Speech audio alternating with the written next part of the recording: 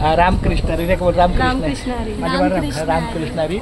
आता आमची रेखा भेटली चुनाभट्टी स्टेशनला आणि काही कारणास्तव आमच्या बाळाला आमच्या मधुबाळाला अचानक तिला मम्मीची भेट घ्यावी लागली एक 4 दिवसात. पण ती पुन्हा मला शब्द दिला तिने 4 दिवसानंतर मी तुला पुन्हा संपर्क करणार आणि तू पुन्हा पनवेलला येणार हे खरं आहे.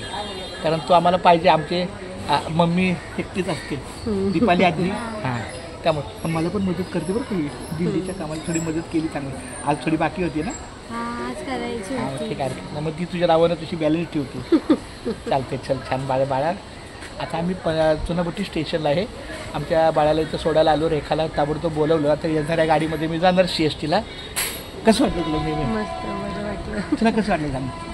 हां मम्मी पप्पाची आठवण आली. हां तिला मी तेच सांगितलं तू आजोबाकडे राहायला आलेली आहेस. ते काही पाहुण्याकडे नाही आहे. मी पाहुणी असं नाही. लहान आहे. चालते चल बाळा. रामकृष्ण.